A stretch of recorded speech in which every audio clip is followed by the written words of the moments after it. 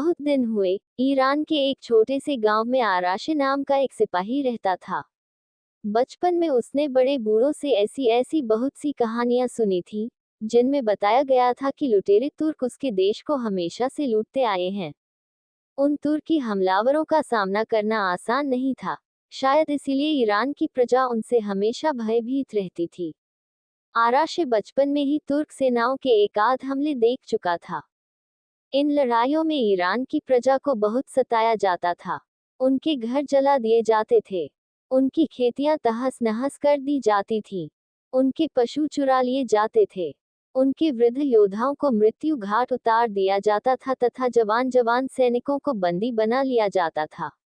उनकी बहु बेटियों की इज्जत लूट ली जाती थी। और ऐसी लड़ाइयों में पकड़े गए सैनिकों को तुर्की के खुले बाजारों में बेच दिया जाता था, जिन्हें खरीदार दास बनाकर अपने पास रख लेते थे। आराशे ने बचपन में ही यह प्रतिज्ञा कर ली थी कि एक दिन वह इन आतताइयों से अवश्य ही बदला लेगा। इसीलिए उसने बचपन से ही अपनी तैयारी शुरू कर दी थी। सबसे पहले उसने धनुष बाण चलाना सीखा था। तलवार चलाने में अथवा गदा चलाने में उसने प्रवीणता प्राप्त की। इसके अलावा उसने घुड़सवारी में भी दक्षता हासिल की थी। इसीलिए जब वह पूर्ण यौवनावस्था में पहुंचा, तब उसने अपने गांव के समस्त वयस्क योद्धाओं में अपनी धाक जमा ली थी। इसी समय दुर्भाग्य से तुर्कों ने ईरानियों के साथ पुनः युद्ध छेड़ दिया। तुर्की के पास बहुत विशाल सेना थी। उसका सामना ईरान की अल्पसेना कभी नहीं कर सकती थी।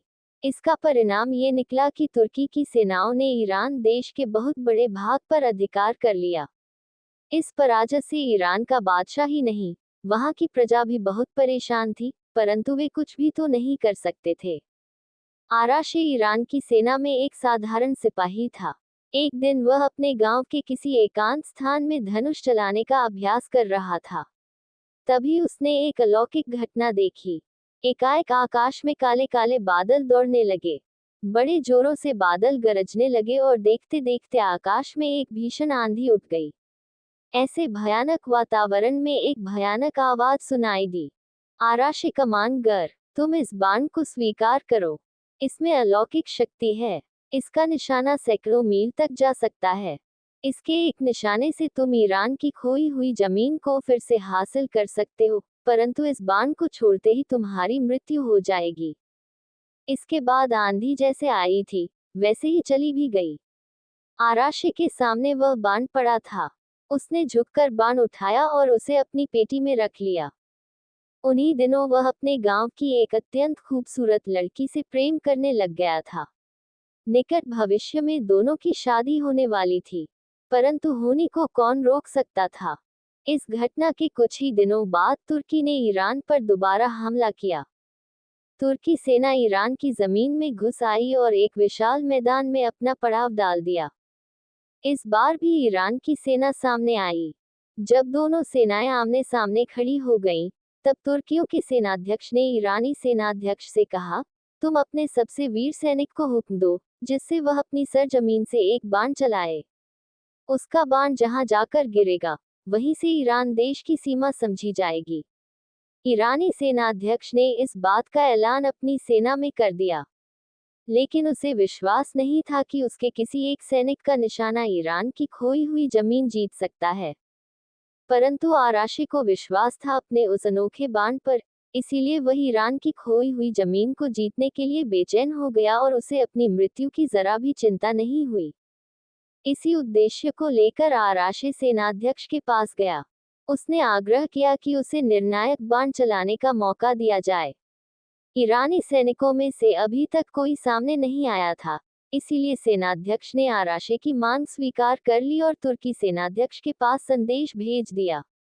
आराशे जानता था कि निकट भविष्य में उसकी मृत्यु होने वाली है, इसीलिए वह अपने गांव गया। उसने अपने माता पिता, भाई बंधु से विदा ली। अंत में उसने अपनी प्रेमिका से भी विदा ली, परंतु उसने किसी को भी नहीं बताया कि अब वह लौट कर नहीं आएगा। दूसरे दिन ठीक समय पर वह लड़ाई के मैदान में पहुंचा। उसके आते ही दोनों सेनाध्यक्षों में बातें हुई। आराशे ने उनसे आग्रह किया।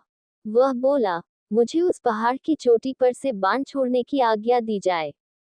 तुर्की सेनाध्यक्ष ने इस पर कोई आपत्ति प्रकट नहीं की। तब दोनों सेनाओं के बीच से होते हुए आराशे अपना धनुष बाण लिए उस पर्वत की ओर चला। कुछ देर चढ़ाई करने के बाद वह चोटी पर चढ़ गया। नीचे से ईरान के सेनाध्यक्ष ने झंडी से इशारा किया और सेनाध्यक्ष का संकेत पाते ही आराशे ने अपना अलौकिक बाण धनुष पर चढ़ाया। फिर उसने डोरी को पूरी ताकत से खींचा और उत्तर दिशा की ओर निशाना साधकर आकाश में बाण छोड़ दिया। परंतु ये क्या! बाण के छूटते ही आकाश में एक भीषण आंधी उठी। बादल गड़गड़ाने लगे, बिजली चमकने लगी। उस बाण ने आंधी का रूप धारण किया और उत्तर की ओर गायब हो गया। इस भयानक दृश्य को देखकर शत्रु सेना बहुत भयभीत हो गई।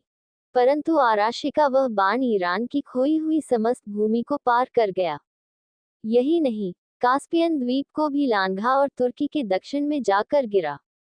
वादे के अनुसार तुर्की सेना को वहीं लौटना पड़ा और ईरानियों की सीमा हमेशा के लिए निर्धारित हो गई।